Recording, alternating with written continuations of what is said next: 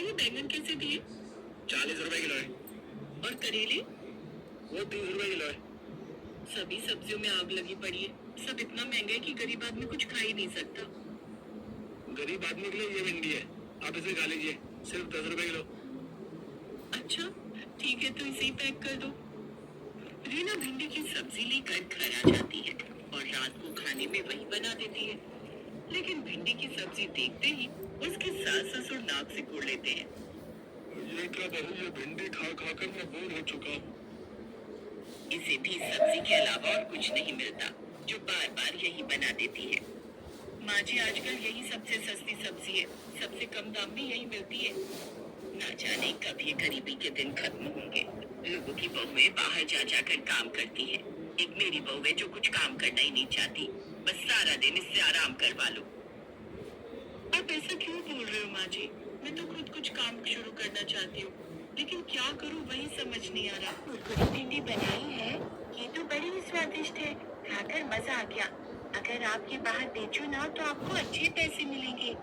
मेरी सहेली है ना रेनू, उसके पापा भी राजमा चावल का ठेला लगाते हैं।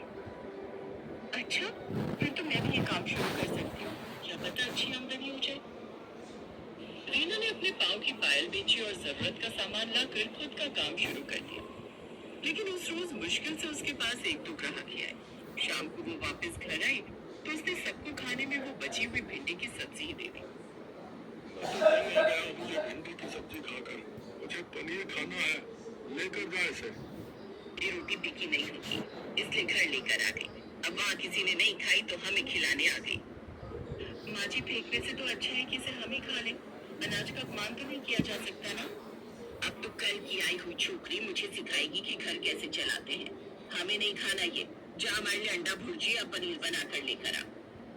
रीना रोते हुए वहाँ से चली गई और बाजार से अंडे खरीद कर ले आई और उसकी अंडा भुर्जी बनाकर उन्हें दी। रीना बड़ी समझदार थी। वो घर खर्च में अपने पति का हाथ बटाना चाहती थी, इसलिए कोई ना कोई काम करना चाहती थी और इसलिए उसने सब्जी रोटी का ठेला लगा लिया। ऐसे ही उसे कुछ दिन हो गए। आधा दिन निकल गया और अभी तक बस 4-5 ग्राहक ही आए हैं। अगर ऐसे ही चलता रहा तो मेरी सास मेरा ठेला बंद करवा देगी।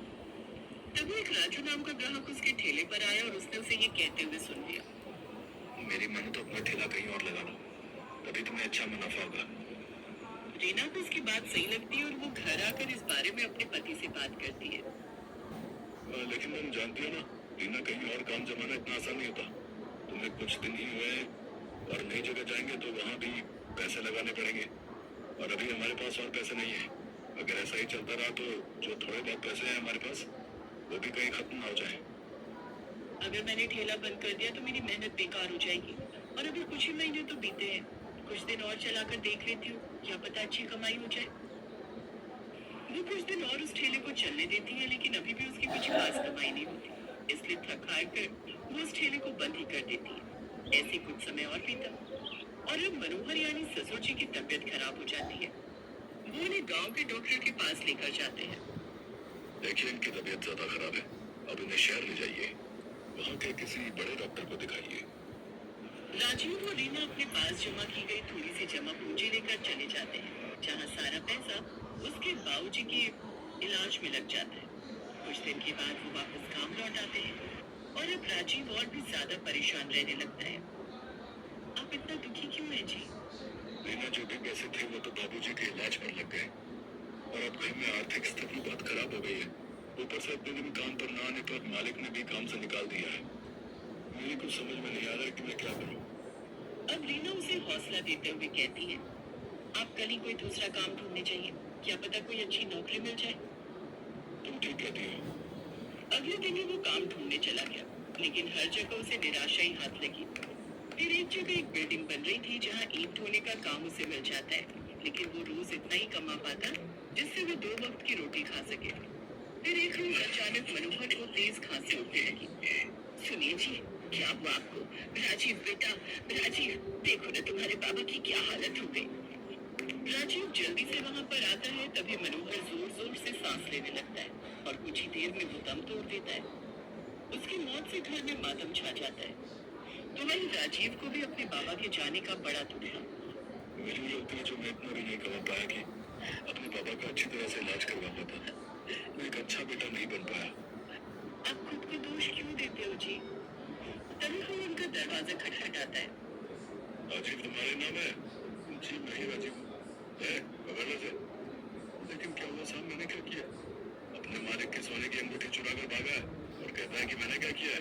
नहीं नहीं साहब, आपको जरूर कोई गलत फहमी हुई है। ये ऐसा नहीं कर सकते। मेरा बेटा ऐसा नहीं कर सकता। हम गरीब जरूर है लेकिन चोर नहीं। अच्छा तो इतना बड़ा सेठ झूठ बोल रहा है क्या है? पुलिस राजीव को पकड़ कर ले जाती है। अब रीना और उसकी सास घर में अकेली रह जाती है और अब लगातार इन हादसों से उसकी सास भी बीमार रहने लगती है। हे भगवान, ये कैसे कैसे दिन देखने पड़ रहे हैं हमें। घर में राशन पानी सब खत्म हो गया और ऊपर से माँ जी की हालत भी कुछ ठीक नहीं है। ऐसे में उनकी दवाइयाँ कहाँ से आएंगी। लगता है अब समय आ गया एक बार फिर से अपना काम धंधा शुरू करने का। अब उसके पास और कोई चारा नहीं था, लेकिन अब उसके पास पैसे नहीं थे कि वो फिर से काम शुरू कर सके। तभी एक औरत उसका पता पूछते हुए वहां आई। रीना ने जैसे ही उसे देखा उसे गले से लगा लिया, क्योंकि वो और कोई नहीं बल्कि उसकी बचपन की सहेली प्रेरणा थी, जिसकी शादी शहर में हुई थी, लेकिन कुछ दिन पहले ही वो गांव वापस लौटी थी। तुझे याद है रीना, तू बचपन में स्कूल के टिफिन में अक्सर भिंडी लाती थी। क्या मजा आता था। तेरे हाथों की भिंडी कितनी टेस्टी होती थी। आज फिर वही बना कर खिला देना। अच्छा ठीक है, मैं बना कर ले आती हूँ। रीना जैसे ही रसोई में गई तो सारे डब्बे खाली पड़े थे। घर में थोड़ी सी भिंडी थी, लेकिन तेल मसाले और आटा सब खत्म था। वो जल्दी से पीछे की तरफ से सामने वाली कमला काकी के घर गई और थोड़ा सा सामान ले आई और उसने फिर भिंडी और रोटी बनाई। वाह रीना, अब तो मजा आ गया। कितना मस्त बना है। वैसे जीजू का है? फिर रीना उसे रोते हुए सारी बात बताती है। डोंट वरी रीना, मेरे हस्बैंड शहर के जाने माने वकील हैं और मैं उनसे इस बारे में बात करती हूँ। और तब तक तो ये पैसे रख और खुद का भिंडी ठेले का व्यापार शुरू कर और साथ ही भिंडी रोटी के साथ लस्सी भी बेच। फिर तेरी भिंडी सबको पसंद आएगी। गर्मियों में सबको यही तो चाहिए। रीना को उसकी बात सही लगी। अपनी दोस्त के दिए हुए पैसों से उसने अपना भिंडी रोटी का ठेला फिर से शुरू कर दिया। और खुशबू तो बड़ी कमाल की आ रही है। कैसे दी है भिंडी रोटी की प्लेट? जी 40 रुपए प्लेट, उसके साथ लस्सी फ्री है। ग्राहक ने जैसे ही वो खाई तो वो खुश हो गया, क्योंकि इससे पहले उसने ऐसा कुछ टेस्टी नहीं खाया था। कुछ ही दिनों में उसका भिंडी रोटी का ठेला खूब अच्छा चलने लगा। अब वो अपनी सास को अच्छे से डॉक्टर के पास ले गई और उनका इलाज करवाया। रीना की सास को अब उसकी अहमियत समझ में आई। उसने उससे माफी मांगी। इधर प्रेरणा के पति ने राजीव को झूठे चोरी के केस से रिहा करवा दिया। तू तो मेरी जिंदगी में फरिश्ता बनकर आई, जिसने आते मेरी सारी मुश्किलें दूर कर दी। तू मेरी दोस्त है, तेरे लिए मैं इतना तो कर ही सकती हूँ। अभी तो मैं वापस शहर जा रही हूँ, लेकिन हाँ, जब भी दिल करेगा तेरे हाथ की भिंडी खाने आती रहूंगी और मैं तेरे लौटने का इंतजार करूंगी। प्रेरणा ये कहकर वहाँ से चली गई, जिसके बाद अब राजीव और रीना साथ में मिलकर भिंडी रोटी का ठेला चलाने लगे और उससे उन्हें खूब कमाई होने लगी। अब उनकी सारी परेशानियां खत्म हो गई और वो खुशी खुशी रहने लगी।